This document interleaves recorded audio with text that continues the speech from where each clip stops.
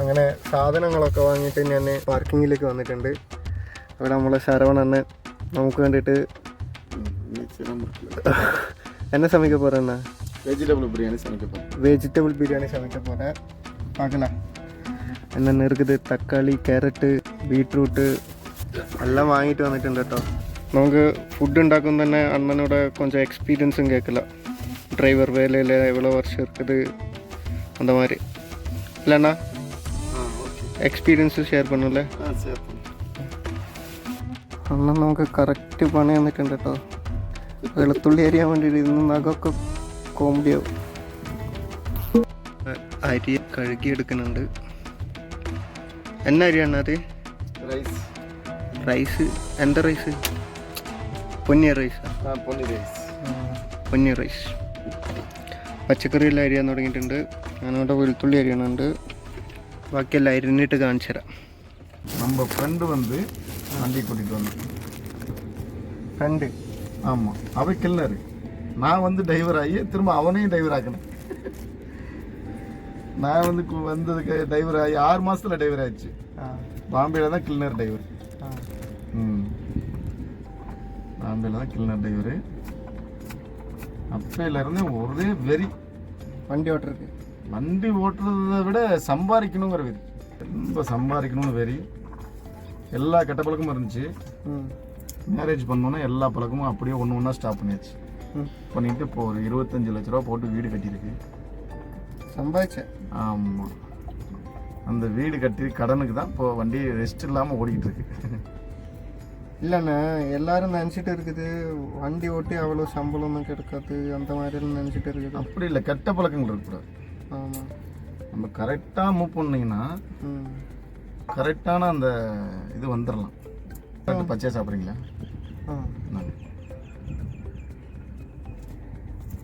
எத்தனாவது வயசில் வண்டியில் இருந்துச்சு? 17-18 வயசு இருக்கும். 17 வயசு இருக்கும். நான் ஹெவி வண்டியில் 17-18 வயசு. ஆமாம், 18 வயசில் வண்டியில் இருந்துச்சு. அந்த டைம்லெல்லாம் அந்த மாதிரி வண்டி தான் இருக்குல்ல, பிரேக்கு எல்லாம் ஹார்டாக இருக்கும். பவர்லாம் இல்லை, எல்லாம் சாதாரணம். அப்போ வந்து டிரைவருங்கெல்லாம் ரொம்ப கிளீனர். ரைட் சைடு உட்காரக்கூடாது. ரைட் சைடு இங்கே டிரைவர் சீட்டில் உட்காராமல் க்ளீன் பண்ணுமாங்க. சமையல் பண்ணால் நம்ம டிரைவருக்கு முன்னாடி சாப்பிடக்கூடாதுமாங்க. நிறைய ரூல்ஸ் ரெகுலேஷன்லாம் பிரச்சனை. நமக்கு ரொம்ப கஷ்டமாக இருக்கும். அப்போ ஞானெல்லாம் வந்து இது வரைக்கும் கிளீனராக கூட போகல. நான் டைரக்டாக இங்கே வந்துட்டு இந்த ரூல்ஸ் அண்ட் ரெகுலேஷன்லாம் பேசுவாங்க. நமக்கு ரொம்ப சங்கடமாக இருக்கு. ஆனால் என்ன பேசுகிறாங்க அப்படின்ட்டு. நமக்கு அவங்க யார் என்ன பேசினாலும் நம்மளோட நோக்கம் காசு, சீக்கிரம் டிரைவர் ஆகணும், காசு நிறைய சம்பாதிக்கணும். அப்புறம் எத்தனை மாதத்துக்கு அப்புறம் தான் வண்டி ஓட்ட ஸ்டார்ட் ஆயிடுச்சு? வண்டி ஓட்ட ஒரு நான் டிரைவர், நான் தான் சமையல் மாஸ்டர் ஆச்சே. டிரைவர் என்னென்ன கேட்குறாரு நல்லா நீட்டாக சமைச்சு கொடுப்பேன். அவர் குவார்டர் வாங்கிட்டு சொன்னால் ஆஃப் வாங்கிட்டு வர்றது. நல்லா சாப்பிடுவாரு, நல்லா தூங்குறாரு. வண்டி நான் ஓட்டுறேன். ஓ அப்படி?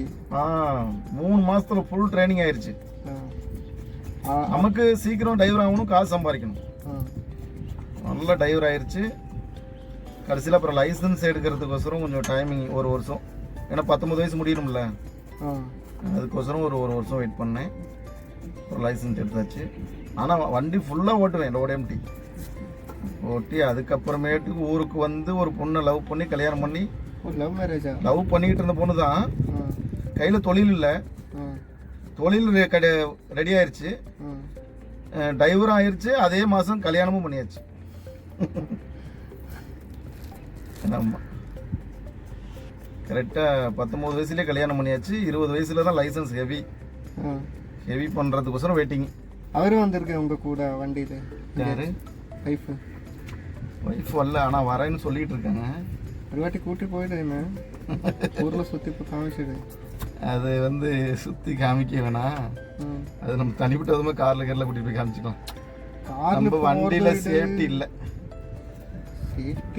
சேஃப்டி நம்ம எப்படி அந்த அளவுக்கு சொல்ல முடியாதெல்லாம் சேஃப்டி. நமக்கே ஒரு இப்போ 2 நாள் 3 நாள் நம்ம குளிக்காமல் இருக்கோம், தண்ணி கிடைக்கலன்னா. லேடிஸ் அந்த மாதிரி இருப்பாங்களா? நம்ம இப்போ ஓப்பன் பிளேஸில் பாத்ரூம் போயிட்டு வந்துடுவோம். லேடிஸ் போக சிரமம். அதுதான் இங்கே இந்தியாவில் லேடிஸ் டிரைவர் கம்மியாக இருக்குல்ல. லேடிஸ் டிரைவர் இருக்குது. இப்போ கேரளா கூட பிரச்சனை இல்லை, பாத்ரூம் நிறைய இடத்துல இருக்கு. பப்ளிக் பாத்ரூம் நிறைய இடத்துல இருக்கு. பாத்ரூம் நீட்டாக சுத்தமாக இருக்கும். அந்த மாதிரி இல்லை தமிழ்நாட்டில். தமிழ்நாட்டில் இல்லை, தமிழ்நாடு, கர்நாடகா, ஆந்திரா, கேரளாவை தவிர வேறு எங்கேயும் அந்த நீட்னஸ் இருக்கு பார்க்க முடியாது. நீங்கள் ஒரு சில விஷயத்தில் கொஞ்சம் ரொம்ப கரெக்டாக இருந்தாலும் கேரளாவில் இந்த சுத்தபத்த விஷயத்தில் கொஞ்சம் நீட்டாக இருப்பாங்க. என்ன அந்த ஒரு சில அது சுயநலமாக இருப்பாங்க. நம்ம நல்லா இருந்தால் போதும் அப்படிங்கிற மாதிரி. அப்படி இருக்குதா? அந்த மாதிரி இருக்காங்க, ஒரு சில இடத்துலலாம் இருக்காங்க. ஆமாம், ஞானம் அப்படி கிடையாது. அது மாதிரி அதான் சொல்கிறேனே, நம்ம ஒரு சில சைடில் நிறைய மரியாதைலாம் நடந்த இடமும் இருக்கு, டிரைவருக்கு ரொம்ப மரியாதை கொடுத்த இடமும் இருக்கு கேரளாவில். ஆமாம், அதான் சொல்கிறேனே, ஒருத்தர் வீட்லேயே கூட்டிகிட்டு போய் சாப்பாடெல்லாம் போட்டாருன்னு சொன்னேன்ல, வீட்லேயே கூட்டிகிட்டு போய் சாப்பாடெல்லாம் போட்டாருன்னு. நம்ம அவர்கிட்ட அந்த மாதிரி நடந்துக்கிட்டோம், அவரும் அது மாதிரி நல்லா நடந்துக்கிட்டார் நம்மகிட்ட.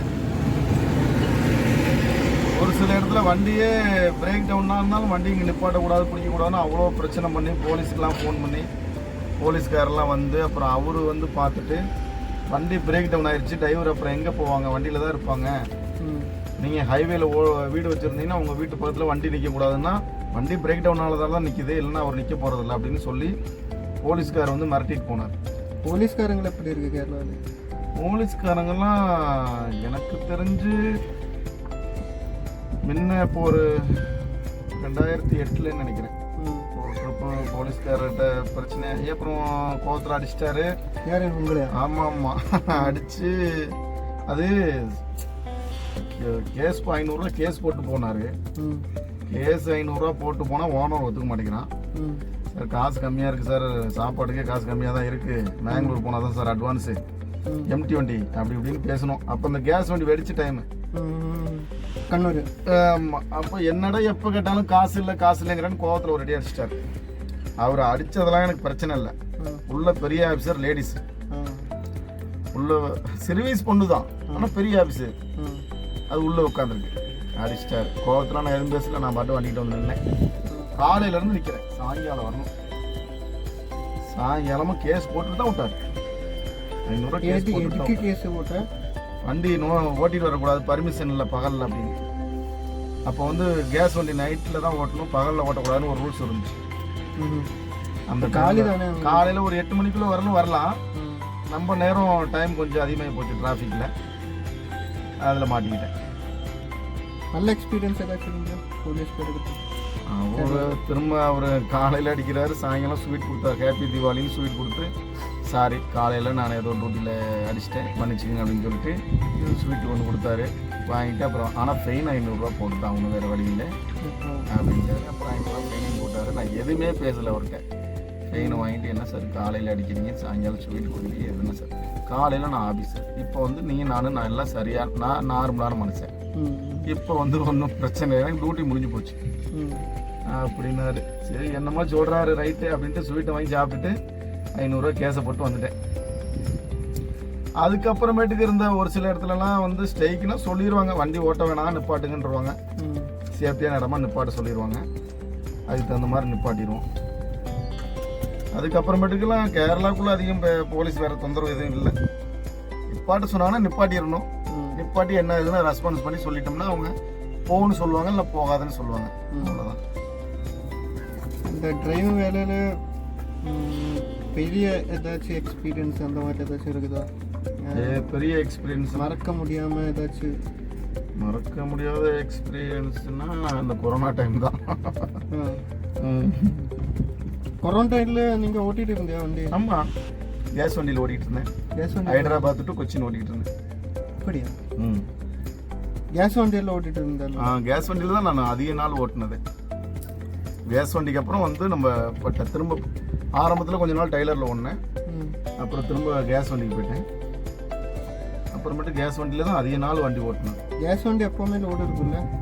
ஆமாம், கேஸ் அத்தியாவசிய பொருள்ல கேஸ் லோடு இருக்கும். இப்போ எல்லாம் பைப் லைன் நிறைய கொண்டு வந்துட்டாங்க.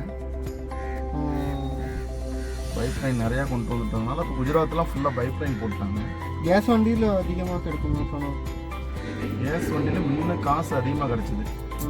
ஹிந்திக்காரங்க வர வர காசு கம்மியாகிடுச்சு. அவர் சின்ன பணத்திலும் வேலை செய்யல. ஆமாம், அவர் நம்ம ஆளுக்கு 40,000 காசு கொடுத்தாங்க. அவர் 15,000 ரூபாய்க்கு வந்து வேலை செய்யறாரு. 15,000? ஆமாம், 5,000 20,000. அவருக்கு டீசல் கிடைக்கும் ஒரு நடைக்கு வந்து ஃபிக்ஸடு டீசல். அவருக்கு டீசல் வந்து அதில் கிடைக்கும். ட்ரிப்பு ஓடிச்சுன்னா ஒரு நடைக்கு வந்து அவன் இவ்வளோன்னு அவருக்கு டீசல் கிடைக்கும். நம்ம ஆளு எனக்கு டீசல் வேணால் சம்பளமாக கொடு அப்படின்னு கேட்டால் தர மாட்டேங்கிறோம். இந்தியாவில் டிரைவர்ஸ் என்னென்ன கஷ்டத்திலோட போகுதுன்னு தெரியும். டிரைவர் என்ன கரெக்டான பார்க்கிங் வசதி இல்லை. மெயினாக பார்க்கிங் வசதி இருந்தாலும் சேஃப்டி இல்லை. அப்படியே அந்த பார்க்கிங் வசதியில் பாத்ரூம் இல்லை, பாத்ரூம் வசதி இல்லை. போலீஸ் வந்து பாதுகாப்பு கொடுக்கணும், ஆனால் போலீஸே இப்போ நம்ம நம்ப முடியல. அந்த மாதிரி இருக்கு. போலீஸ்னா நமக்கு சேஃப்டி கொடுப்பாங்க, பாலிஸ் ஏதாவது பாதுகாப்பு கொடுப்பாங்கிற ஒரு நம்பிக்கை வரணும் நமக்கு.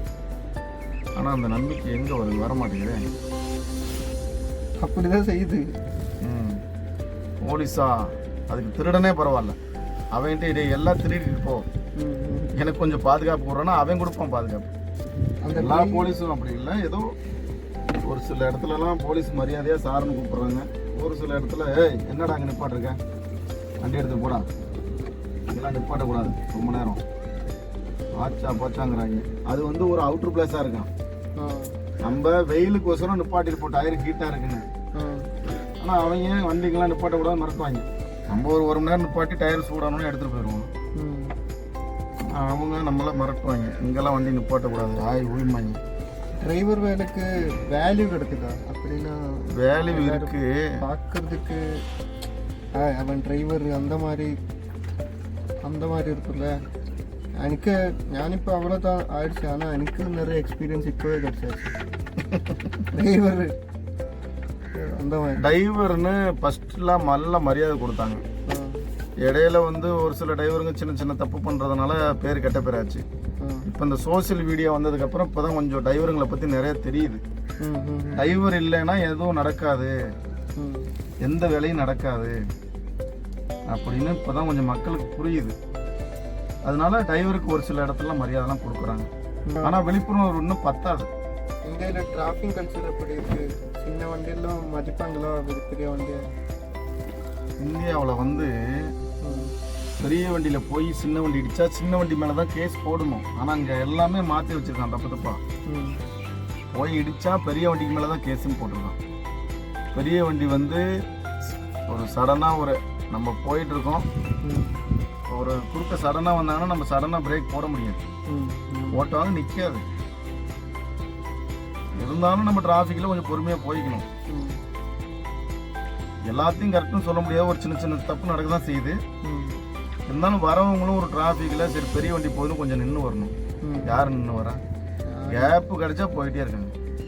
நிறைய இடத்துல இது இருக்குது. ஒன்றும் இல்லை, ஃபேமிலியோட ஒருத்தர் வராரு கேரளாவில் இருந்து. பாலக்காடு செக் போஸ்ட் தாண்டிட்டேன், காக்காசாவடி செக் போஸ்ட் தாண்டினோன்னு லெஃப்ட் கோயம்புத்தூர் சிட்டிக்குள்ளே போகிற ரோடு சர்வீஸ் ரோடு கட் ஆகுது. என் வண்டிக்கு முன்னாடி கரெக்டாக ஒரு 5 அடி தூரம் தான் இருக்கும். அவர் 60 கிலோமீட்டர் ஸ்பீடில் வந்து லெஃப்ட் திரும்பிட்டார். நான் வந்து 40 கிலோமீட்டர் ஸ்பீடில் வரேன்.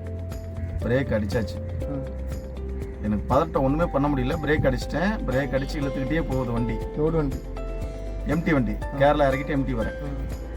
ரோடு வண்டியாக இருந்தால் எதனாச்சும் ஆயிருக்க வாய்ப்பு இருக்குது. ஒன்று எல் போட்டிருக்கலாம், இல்லை வண்டி அப்சைட் ஆகிருக்கலாம், ஏதோ ஒன்று ஆயிருக்கலாம்.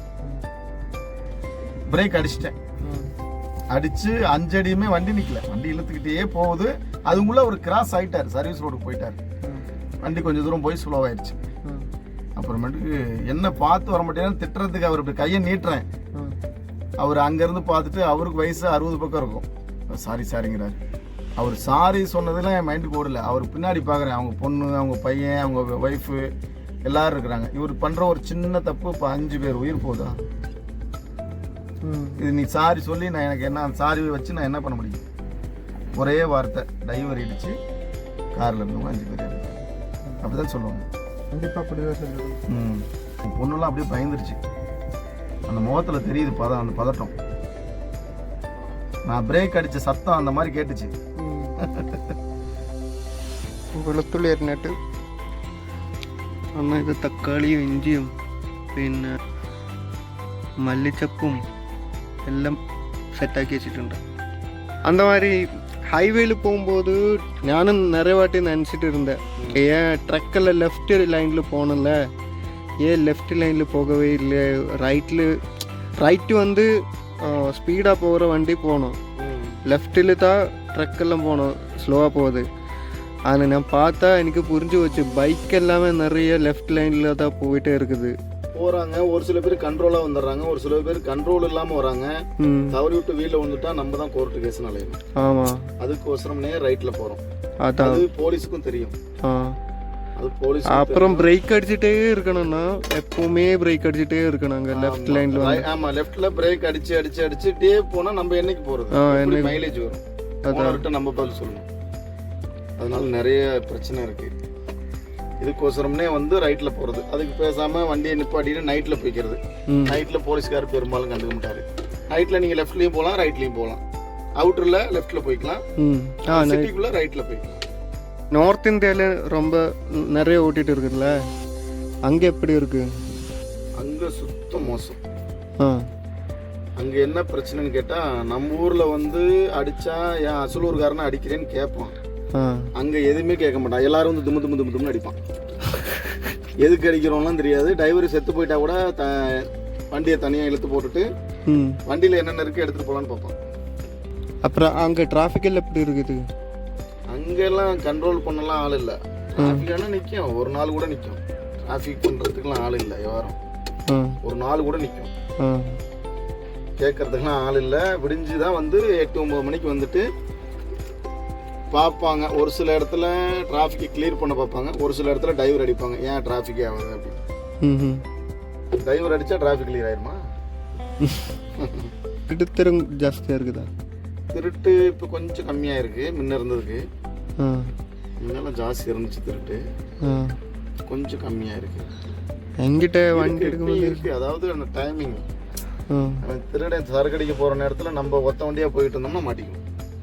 அவன் வர நேரத்தில் நம்ம போய் அதான் டைமிங் மாட்டிக்கிட்டா போச்சு. அடிச்சது தான் திருடு நேரம், திருடு நேரம் தான். ஏதாச்சும் எக்ஸ்பீரியன்ஸ் இருந்து உங்களுக்கு? இருக்கு. போலீஸ் மாதிரியே வந்து சிக்னலில் நிப்பாட்டாமல் வந்துட்டீங்க அப்படின்னு வந்து வண்டியை குறுக்க போட்டு பேசினாங்க. நான் வண்டியிலே நின்று பேசாமல் கீழே இறங்கி பேசினேன். ஒரு ஆள் இப்படி என்னை கட்டி பிடிச்சிட்டான். ஒரு ஆளுக்கு பாக்கெட்டில் இருக்கிற பர்ஸ் எடுத்துட்டான். காசு எடுத்துக்கோ, லைசன்ஸ் ஒரிஜினல் இருக்கு, அதை கொடுத்துருக்கோ அப்படின்னு சொல்லி அப்புறமேட்டுக்கு இந்த இடத்துல ஒரு அடி அடிச்சுட்டு எனக்கு அப்படியே ஒரு நிமிஷம் ஒரு மாதிரி ஆயிடுச்சு. பர்ஸ் அப்படியே கீழே போட்டு போயிட்டான். ബൈ അണ്ണൻ ഡ്രൈവർ ജോലി ചെയ്യുന്നതിന് മുന്നേ കുക്കായിരുന്നു. അത് നമുക്ക് ഇതാ ഉള്ളി അരിയുമ്പോൾ കാണാം.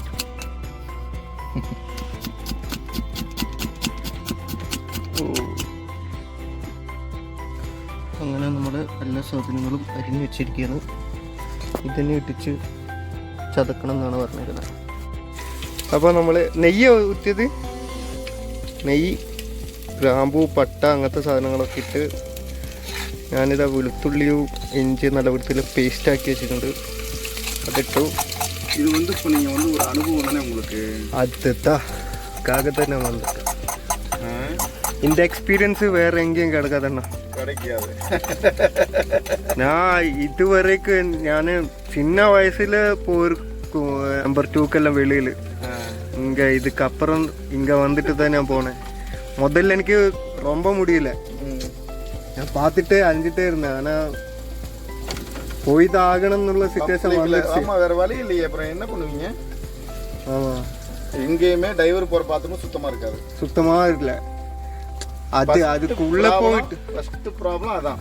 ஆமாம், இங்கே டாய்லெட்டு தான் பிரச்சனை. அதுக்கு நீங்கள் பப்ளிக்கில் போயிடலாம், காட்டில் ஓப்பன் பிளேஸில் தான் போய் ஆகணும். அதான் உங்களுக்கு சேஃப்டி. அதான் எங்களுக்கு சேஃப்டி. நான் முதல்ல ஃப்ரெண்ட்ஸ் எல்லாம் கூப்பிட்டுட்டே இருந்தேடா, இங்கே டாய்லெட் எதுவும் இல்லைடா, நான் என்ன பண்ணுறேன் எதுவும் தெரியலடா. அவரெல்லாம் டாய்லெட் இல்லை, வெளியில் போ, ஈஸியாக சொல்லிகிட்டே இருக்குது. எடா நான் அப்படி போகலடா, அந்த மாதிரி சரி போய் தான் ஆகணும்னு ஒரு சிச்சுவேஷன் வந்துடுச்சு, போயிட்டேன். வழியில் என்ன பண்ணுறது? അപ്പോൾ அப்படி குளிக்காம 2 நாளும் நான் ஒரு நாளைக்கு 2 நேரம் குளிச்சிடும் வீட்டில் இருந்து. இங்கே வந்துட்டு தான் நான் 3 நாளில் குளிக்காமல் இருக்கிறேன். சின்ன எக்ஸ்பீரியன்ஸ் இல்லைண்ணா, பெரிய எக்ஸ்பீரியன்ஸ். இதுன்னும் யாருக்கும் எல்லாருக்கும் இது அடாப்ட் பண்ண முடியாது. இதில் கரெக்டாக ஃபாலோ பண்ணுறவங்க நல்ல லெவலுக்கு வந்துடுறாங்க. ஆமாம், இவ்வளோ தூரம் வந்து கஷ்டப்படுறோம், நம்ம காசு வேஸ்ட் பண்ணக்கூடாது, தண்ணி அடிச்சுட்டு தம்மு அடிச்சுக்கிட்டு நம்ம கசாமசான் இருக்கக்கூடாது. சாப்பிட்றோம், தண்ணி அடிக்கலாம், ஜாலியாக இருக்கும். கொண்டாட்டி எக்கலமாக போட்டோம், அப்பா அம்மா எக்கலமாக போட்டோம், யார் எக்கலமாக போட்டோம் அப்படிங்கிற ஆள் டிரைவர் பேர் அவ்வளோதான். Dummy piece. நான் ஃப்ரெண்ட்ஸுக்கிட்ட கால் பண்ணிட்டு சொல்லியிருந்தேன். என்னோட ஃப்ரெண்ட்ஸ் எல்லாம் வந்து ஒருத்தர் வந்து ப்ரொஃபஸராக ஒர்க் பண்ணிட்டு இருக்குது காலேஜில், ஒருத்தர் வந்து கான்ட்ராக்டரு. அவர்கிட்ட சொல்லிட்டு இடா குடிக்க தண்ணி இல்லை அந்த மாதிரி எல்லாம் சொல்லிட்டு. ஆனால் இங்கே ஒரு நாளுக்கு என்ன கால் அடிச்சு கேட்டால் நான் பெல்லாரியில் இருக்கும், ஒரு நாள் கேட்டால் ஹைதராபாத் இருக்கும், ஒரு நாள் கேட்டால் சென்னையில் இருக்கும். அவர் சொல்லிடுச்சு, ஏடா நானெல்லாம் டெய்லி ஒரே இது தான் பார்த்துட்டே இருக்குது.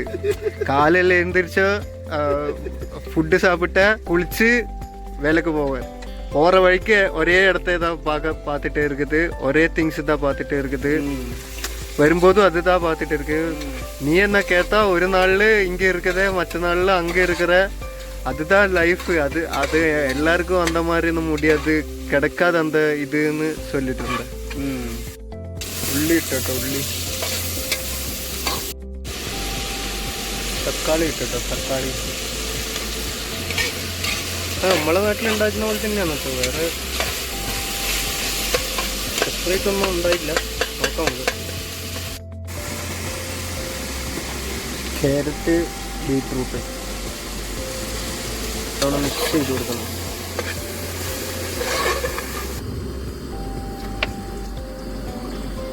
നാല് ഗ്ലാസ്സാ? അരി എവ്വളോ? അരിസി 2 ഗ്ലാസ്. കറി പൗഡർ ഇടുന്നുണ്ട് കേട്ടോ. മുളക് പൊടി കമ്മിയാണ് നമ്മുടെ കയ്യിൽ, അതുകൊണ്ട് കറി പൗഡർ, പിന്നെ കുറച്ച് മുളക് പൊടി ഉള്ളത്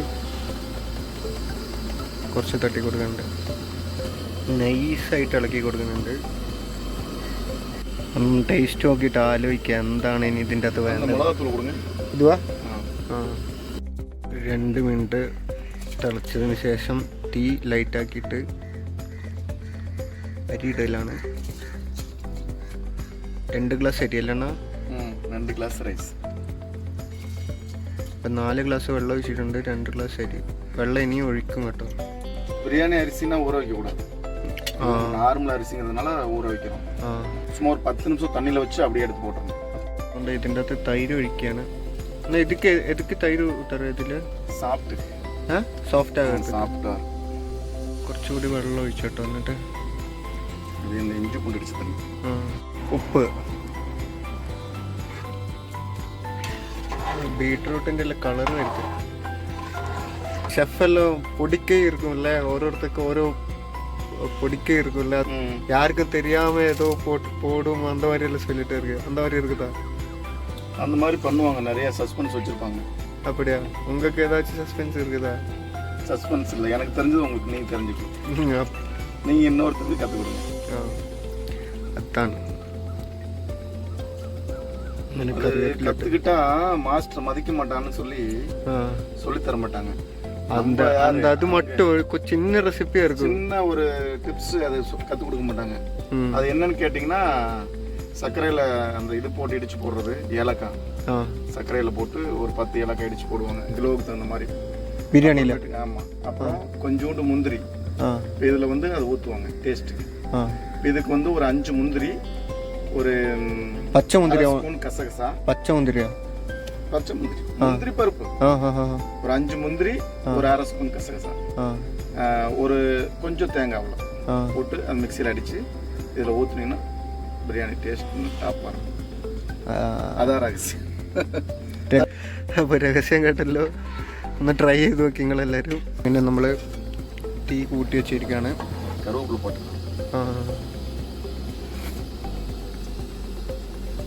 ഓക്കെ ഓക്കെ. ഇങ്ങനെ നമ്മൾ കുക്കർ അടച്ചു വെക്കാണ്. 3 വിസിൽ. 3 വിസിൽ. വീട്ടിൽ പോണ തലയിൽ തുണ്ട് കെട്ടിയിട്ട് இறங்கிடும். சப்பாத்தி, குருமா, പൊറോട്ട. പൊറോട്ട അടിക്കുക. കാരണം പൊറോട്ട മാസ്റ്റർ കേട്ടോ പണ്ടത്തെ. எல்லாமே போட்டு கொடுக்கும். പൊറോട്ട അടിக்கிறது வந்து ஸ்கில். பையன் எப்பப்பா வீட்டுக்கு வரப்ப எனக்கு சிக்கன் கிரேவி கொடுக்குப்பா அப்படிமா.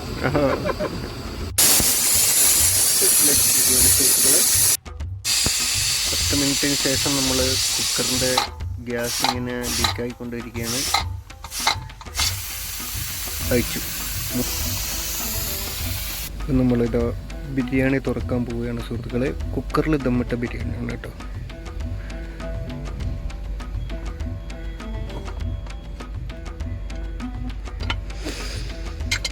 അയ്യോ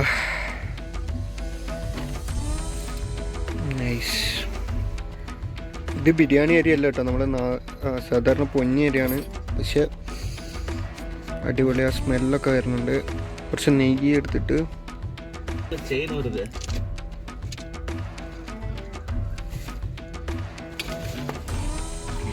ഓ டுடே மை குக்கிங் நான் ஸ்டேட்டஸ் வைக்கிறேன் பாருங்க.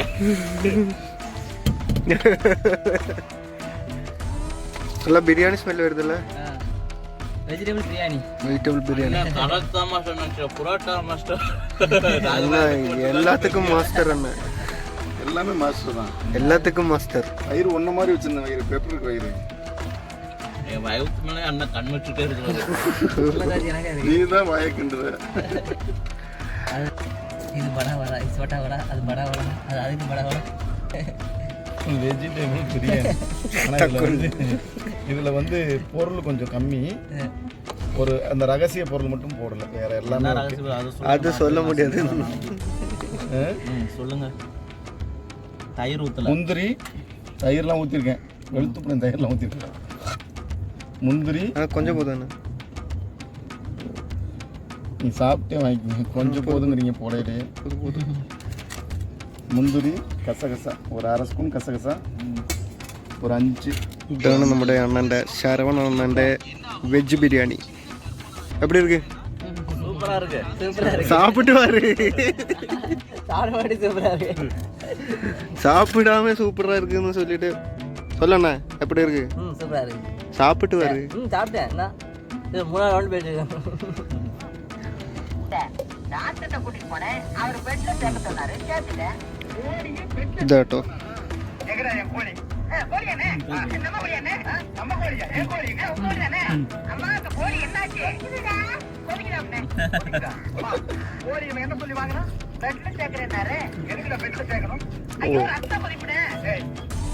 செம்மையா இருக்குண்ணா.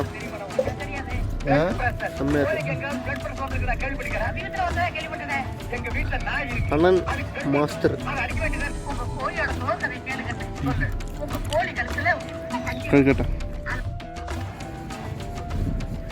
கேட்டா திருப்தியான சாப்பாடு. கேரளா அவர் நைட்டு சாப்பிடலான்ட்டு இருந்தாரு. ஆமா, இன்னும் கொஞ்சம் சாப்பிட்டாரு. இல்லைன்னா அவருக்கு சோறு இருக்காது. வாங்கிட்டு வந்த மனுஷனுக்கு கிடைச்சிரு. அதுக்கு தான் 1/2 லிட்டர் வாங்கிட்டு சொன்னேன். எனக்கு தெரியும் இந்த மாதிரிலாம் வரும்.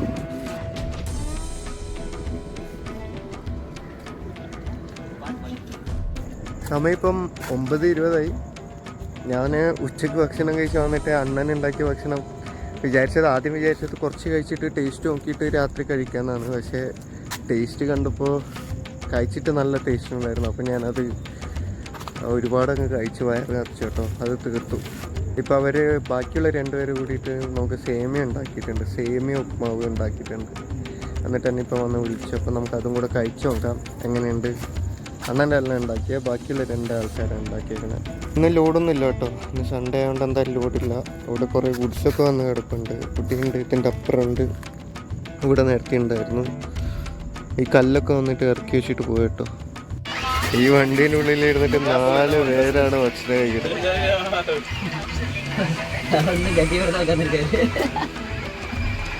ഇത് ആര് സமைச்சது? ஐயோ திரும்பி வீடியோ எடுக்கிறீங்களா? வேறு சமைச்சது. கத்தியோடய போட போறாரு கடைசியில். உப்பு உப்பு கை வருமா வர கையை உடைக்கணுமே. உப்பு இருக்குது. உப்பு இருக்குதான்னு பாருண்ணா. கைக்கு இப்போ சரியா குண்டா முக்கியா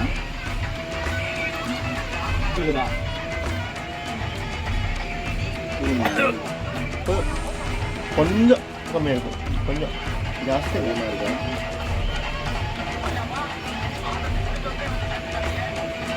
தானே கொஞ்சம் இருக்கு, சுருக்கம் தான் இருக்கு, பிரச்சனை இல்லை. என்ன வழி இல்ல, கண்டா சாப்பிட்டுதான். உப்பு மட்டும் அள்ளி போட்டு விடுற. കുഴപ്പമില്ല, കുറച്ച് കഴിയിട്ട് വേറെ കുഴപ്പമൊന്നുമില്ല. അങ്ങനെ ഭക്ഷണം കഴിച്ചു. കുറച്ച് ഉപ്പതിയായിരുന്നു, വേറെ കുഴപ്പമൊന്നുമില്ലായിരുന്നു, ടേസ്റ്റ് ഉണ്ടായിരുന്നു. ഇനിയിപ്പം ഉറങ്ങാം, വേറെ പണിയൊന്നുമില്ല. നാളെയെങ്കിലും ലോഡാകണമെന്ന് ആഗ്രഹമുണ്ട്.